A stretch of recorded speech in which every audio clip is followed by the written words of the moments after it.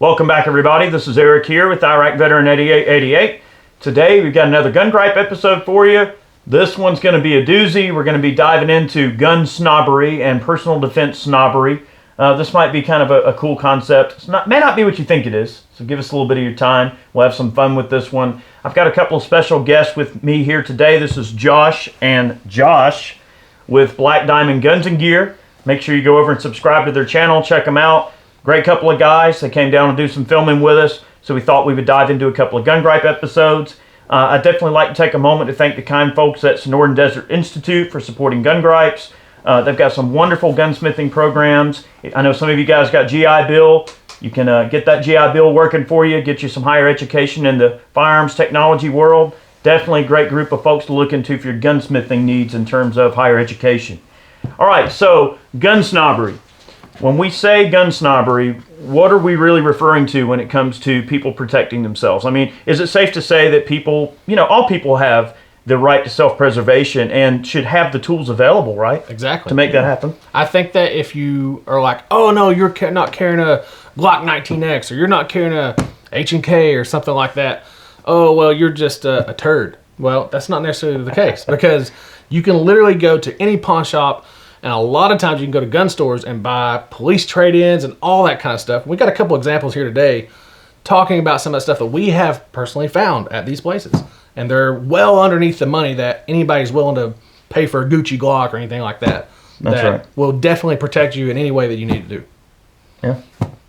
So I think it's safe to say that, there are a lot of people that kind of fall into the area, and I'm certainly guilty of it just because I've been exposed to so much different stuff over the years. I mean, yeah, sometimes you want to have like a nice carry gun, or you want to get like a nice carry package put together like this Robar I'm going to show you in a minute. This started out as a Performance Center Shield, and then I sent it off to Robar, who no longer is in business, unfortunately. But, sometimes you want to get like a nice tricked out carry gun or something. But sometimes you can get by with the basics too, right? I mean, like I picked up this law enforcement trade-in CZ75 semi-compact, and this is an older 75. Really, really nice. Got the pin front sight that's dovetailed in, so you could, I could drop some night sights on this. I actually did put a set of VZ grips on this. That's the only functional upgrade. But man, this is a fantastic shooting handgun. I paid well south of $300 for this thing, right? So the deals are out there. I think even beyond like the guns that we physically are showing off in this video, I think the overall aspect that's important to discuss too is just the kind of mindset that people have against self-preservation, right? There's, and I used to work in a gun shop. And there's all these situations where people come in and, oh, I want the cheapest gun you got. Yeah. Okay, look, if that's all you can afford, and if that barrier to entry means that you're going to buy a high point, right? That's fine. Buy a high point. You got to start somewhere, right?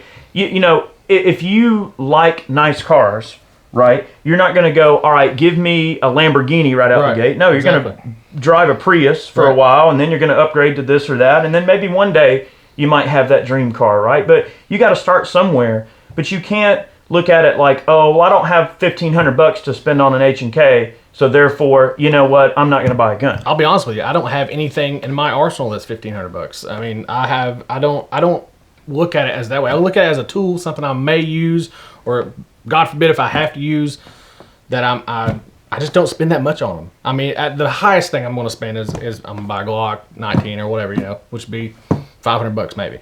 But you don't have to do that in order to get set up the way you need to be set up.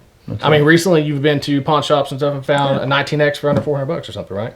I mean, me personally, if you look here, if you're working with a Bursa budget to defend your life, that's what you got. That's your option.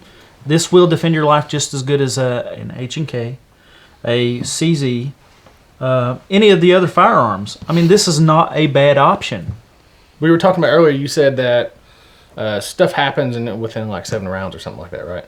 Yeah. I mean, the thing is, like, I know a lot of people tend to, I believe undervalue the fact that getting into a handgun fight or a series of personal protection when you're dealing with that, we try not to get into like the discussions of that stuff too much because I don't want to come across as like the trainer type. I'm not a trainer, but the statistics are is that usually a handgun battle is going to be over pretty quick, and it's not going to involve a ton of rounds, right? So the thing is, it's training disposition and making sure you're comfortable with a given firearm is probably a lot more important than what you actually use, right? Getting back to kind of the nuts and bolts of the strike, you know, it's important to remember that there are lots of great deals out there that you can find that you don't have to spend a ton of money. Like, okay, this $590. All right, this is a Mariner, so it's got the all-weather finish and everything. And it's just a pump action, you know, 12 gauge. I picked this gun up at a pawn shop, and brand new. I mean, these guns aren't exactly cheap, right? I want to say they're like $550 or something like that, like $500. I paid literally like $250. Still not going to break the bank. Money. Still not going to break the bank. So not only did I get an upgraded finish on this gun for half the money. Now, granted, it's got a little bit of wear and a few scratches, but it works great, and I can load this thing, keep it in the house, and I don't have to worry about corrosion or it rusting or something like that. And this is a great personal defense and home defense option that I didn't have to break the bank. You don't have a flash shot on that? You don't have a red dot on that? Oh my God. Like, you know what I'm saying? Like, that's what they're saying. Like, oh, you have to have this on there. Oh, you have to have that on there. Oh, you have to have this upgraded trigger inside this thing. No, you don't. You can literally go and get a Glock trade-in for $280 at your local Glock dealer, and, well, not out the door, but they're selling them at $289, then out the door you're $350 or whatever. Right. But still, not a bad price for what you have that would, you know, save your life in a situation. I think the misconception that people tend to have as well is it's a perceived value thing, right? Yeah. Okay, and we've sort of hit on this a little bit in some previous videos, but like, all right, think about it like this.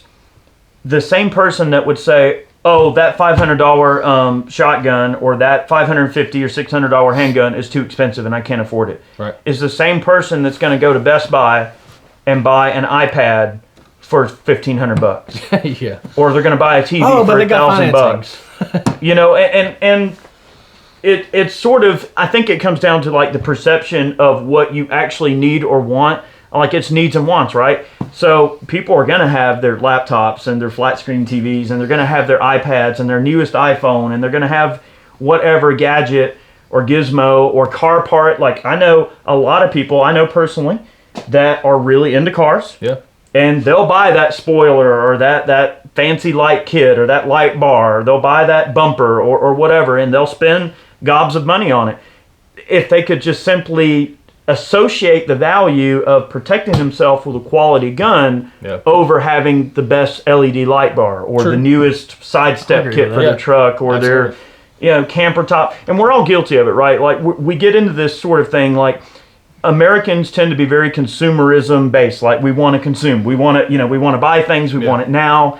We don't want to wait. We utilize credit. Oh, I want it now. Right. We are a want it now society. Right.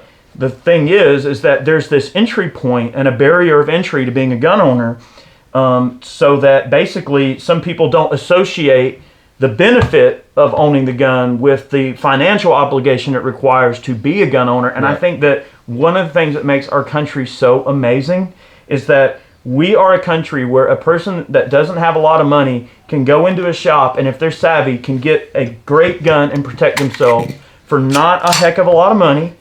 And granted, it ain't going to be the fanciest thing in the world. $180. But you can protect yourself. And I believe that there's an elitism sort of thing to the entire gun owner axiom, in that basically the anti-gunners and the elitists want to restrict gun ownership so much because it's not so much about stopping the guy like me that has a big gun collection or whatever. If you think about it, it really is about keeping the people at the absolute bottom of the rung of the ladder down, right? It's about keeping poor people poor, keeping them where they are, and keeping them dependent on them and their constituents and their laws and their police force and everything like that. They don't want you to empower yourself and protect yourself. They want you to be dependent on them. Exactly. They want you to basically be in fear. Oh, I got to have it like this before I can actually make sense of actually getting something that was going to work for me. They don't want you to have it at all. Well, and there's some jurisdictions, like I know some jurisdictions in California have actually tried to pass laws that are purposely put in place to disenfranchise people that want to buy cheaper guns. And what I mean by that is, all right, a High Point is a relatively heavy pistol, right? It's got a pretty good bit of weight. California at one point was trying to pass a law, and they might have actually even passed it, that said that if a gun weighs over a certain amount, Wow. that you can't buy it in California. I did not know So that. what does that sound like? That sounds like somebody that's trying to specifically target the high point because it's an affordable option. Yeah. They want to disenfranchise someone who can't afford a more expensive gun. So therefore, turning that person who would have been able to at least protect themselves, now that's Now unobtainable. is not able to do it. Right. Yeah, that makes sense. So that's the gripe. That's the beans and bullets of this gripe, is that people are discouraged from protecting themselves. I mean, the mainstream media is really guilty about demonizing gun owners. Yeah. And the anti-gun side really panders hard to the lower income group of people. All right. It's like, oh, we're going to save you. We're going to be your savior. Free stuff for everybody. Oh, but by the way, we should be responsible for your protection. You don't need to own a gun. So it's like, it's such an evil thing in my mind. Oh yeah, it's such a big rabbit hole to go down to. Once we can start talking about that, then we just. But the whole thing is basically, you don't have to have a perfect mindset of what somebody else wants for you to be able to protect yourself. Right, exactly. I mean, you know what freedom is to you, right? Most definitely. Yeah. Right. And you know what it takes to protect it. This is freedom. This is freedom right here to me. Yeah. And Right. I don't know, any option that I have to protect myself, and we're our own worst critics sometimes. I mean, even when you go into a gun store, I mean, you can say, hey, you know, I want this $300 option right here. And most of the guys behind the counter are going to be like, you really don't want that. Yeah. If this is what you can afford to protect your life with, there you go, guys. We were talking about Tauruses earlier, and they've had some turd guns, but they've also stepped up their game in the last little bit. In my opinion, I think the G2C is a better handgun. I think the G3 is okay. Even the TX22, that's something that somebody can shoot and probably do it really accurately, and afford it. I mean, you can go walk out with a TX22 for like, I think it's like $280 or something like that, like out the door. Yeah, they're not bad. They're not bad at all. They're not bad. And I think that making gun ownership accessible to a wide variety of different people is something that we should all encourage, right? You know, if you're a guy that works at a gun shop, which I've worked in a gun store before, you guys know me from Moss, and you guys have dealt with it, being in gun shops and stuff, you should never discourage someone from wanting to be a gun owner. It's a double-edged sword, right? Because a salesman is going to say, all right, I got to try to upsell because I want to sell the more expensive item because either I get a better commission or the shop makes more profit. And okay, I get it. You know, you want to try to always upsell because, you know, ultimately we got to make a living. But it's also important to not turn away someone who simply wants to protect themselves. It's our duty to sort of make sure that we're arming gun owners with not only guns to be able to protect themselves, but knowledge. Too. And making sure that they understand, okay, here's where this is in the rung of the ladder of carry guns or the ladder of gun technology. This is what you're getting into. And hey, this is what it excels at. Here's its weaknesses. Here's its high points. Here's, no pun intended, but here's the high points, the low points. And this is what this gun's good at. This is what it's weak at. And then let someone make up their own mind. Like, arm someone with the knowledge. You know, if you know someone who's interested in becoming a gun owner, and they're on the fence because they may not see the financial or the physical reward. You trying to push them to buy that $800, $900 handgun, is that going to push them away? Right, you know, is it going to push them away, or is saying, hey, shoot my $300 CZ LE trade-in, and then they go, wow, this thing actually isn't bad. Like, you don't have to spend a ton of money. Only $300, that's not bad. Maybe I can try that out. Right. Yeah. I think that there also tends to be sort of a huge misconception when it comes to gun technology, and it's always like a perceived value type of thing, right? Let's say, for instance, and this is a theoretical standpoint, although it's not that far off target. Let's say that CZ made this exact pistol brand new and charged $300 for it. Right. All right. Now, honestly, the funny thing is that new CZs are not terrible. No. Like, you could buy this gun new for like probably $550. Right. Versus the $300 I paid for the used one. But the point is, okay, someone who's never handled a gun, shot a gun, whatever, walks up to a gun counter and looks in the counter at every one of these pistols, not knowing anything about them, they're going to associate the higher price with quality, even if they don't know what they're looking at. So people tend to associate value with a high price and not necessarily looking at the engineering and components that go into why something's expensive. Yep. So as a gun store employee especially, or even as a buddy who's trying to tell your buddy, hey, this is why this is good or bad, you need to they need to understand like fit and finish, materials, what it's made of, How long it's going to last you. yeah, how long it's going to last, the coatings that are on the gun, the type of barrel it's got, if it's a match grade barrel or a certain type of rifling or a special trigger, like those things have to be discussed. That's the thing that you can drop knowledge on them about that situation. And the thing is, like, if somebody's going to tell you, oh, that gun is great, but you need, this drop-in trigger for it, or whatever, this, Zev trigger or this, whatever, then me personally, I'm carrying a stock firearm. I'm not carrying anything out of the ordinary. It's just a complete stock firearm.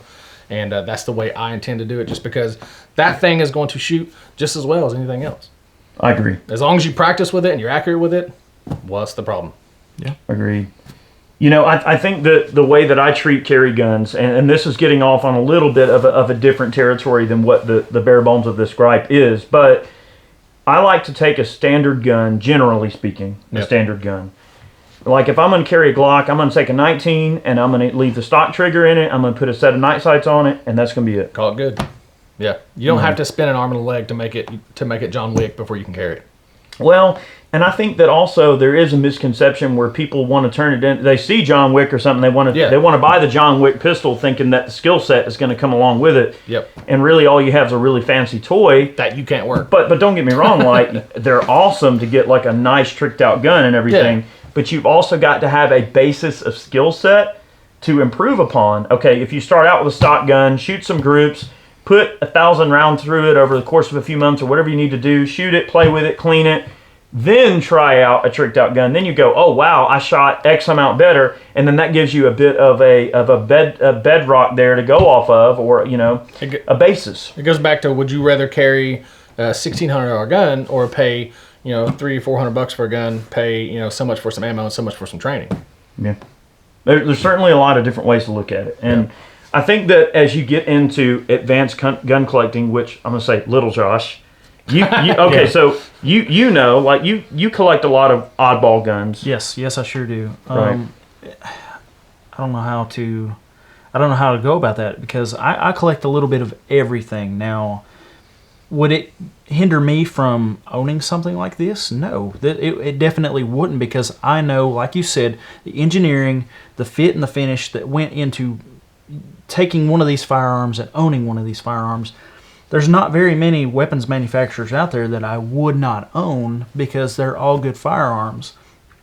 My problem is people do, like we were saying, is they will try to hinder you from buying stuff like that. They'll try to upsell you, and it shouldn't be that way. You should be able to protect yourself. Pushing people away at that point. Yeah. I'm not going to push anybody away from owning a firearm. There might be a firearm that I don't like shooting. There's some smaller Kel-Tec pistols that I can't shoot because of my hands, but that does not mean that it will not fit someone else. Work for somebody else. And it will not work for somebody and defend your life. I mean, at that point in my life where I'm defending myself, I honestly do not care that it's going to hurt my hand. Right. Yeah. I think the big takeaway from this video, and what I'd like to really push home before we leave today's chat here, is that don't let someone shame you for wanting to be a gun owner, for one. Yep. And then two, don't let someone shame you because you don't want to spend a lot of money on a gun, right? So the thing is, get what you can afford, protect yourself. Don't let that be a barrier to you protecting yourself, and ignore the naysayers, right? And I get it. Like, as you get into advanced gun collecting, sometimes you got your basis stuff that you started out with, and then you upgrade later on, but you might keep your other gun as a backup or something. Right. It's not like it was ever a bad gun to begin with, but it just means that you went a little bit further up the chain and got something a little nicer. I mean, like the shield, right?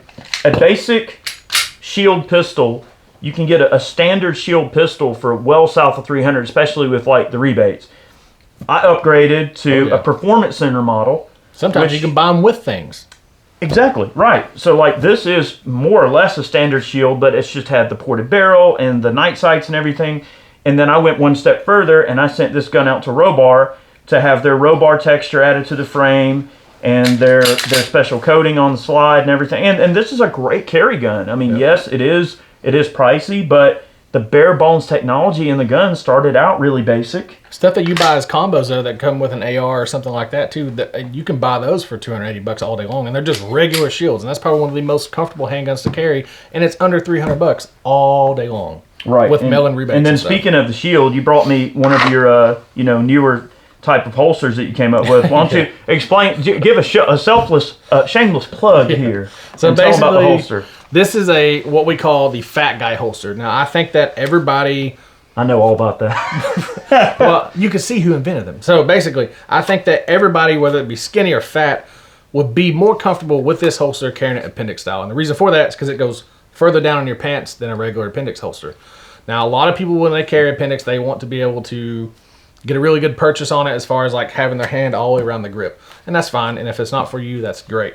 But for guys that have a gut, it kind of stabs into you like this a lot when you when you're sitting appendix. So basically, this right here takes that away to where you're not as stabbed as much. That's right. Yeah, you can find these on jackstactical.com, or you can email us at fatguyholster@gmail.com, and we can try to see if we got the mold for you to make that handgun. Or Fat guy, skinny guy. Yeah. Doesn't matter. This holster doesn't care. they come in camo, whatever color you can think of. So All right. Shameless plug there. Yeah. But guys, the big takeaway on today's Gun Gripe: don't let someone shame you for wanting to be a gun owner at the level that you can afford to get into it at. Absolutely. Right. Your true friends are not going to bust your chops. They're going to go, hey man, cool, you got a gun, that's great, man. You crossed the threshold. You went and you got a gun. You're a gun owner now. You're protected. Let's go shoot it. we had a friend of ours that actually just got into it, just started getting into guns, was a musician for a long time, started watching our videos and stuff like that, wanted to start doing what we were doing. I mean, just going to the range and stuff. So he ended up buying a Rock Island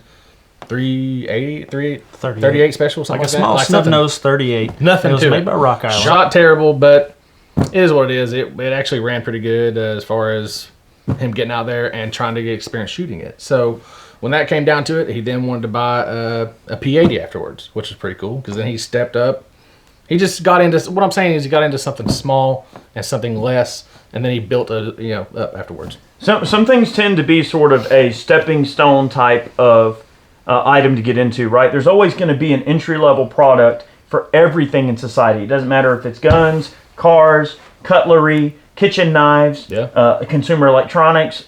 Everything has its beginning niche, right? And the reason for that is so that, you go, oh, wow, having this is great. Oh, wow, well, what's better? And then you find that particular item becomes an important and integral part of your life and your existence. Then you go, all right, now that I know this is a thing for me, all right, where do I go next? And that's completely what we all typically do, right? We always want the newer model truck. We always want the, newer iPad or the newest phone or the whatever gadget that we feel contributes to our life.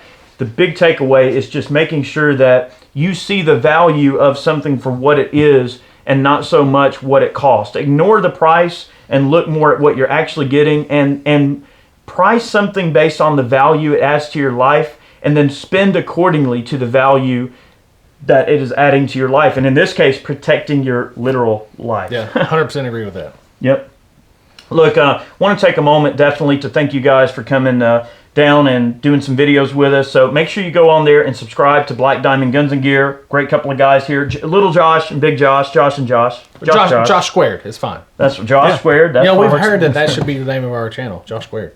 Yeah, well, you could do that. It's not too late to change, But, definitely subscribe to them. And also want to take a moment to thank all of our Patreon supporters. You guys are amazing. Thank you so much. Those of you who purchase man cams over on the channel, thank you very much for supporting us in that regard. Also over on Ballistic Ink, all types of shirts, hoodies, beanies, hats. We're a watch dealer now, so we've got different watches and stuff, G-Shocks in. Anything you purchase over on Ballistic Ink, both on Black Diamond Guns and Gear or on our page, goes to support our given channel. So thank you for being a part of that. Many more videos on the way. I really appreciate it. You got anything else, guys? I'm good with it. All right. Have a good one. We'll see you soon.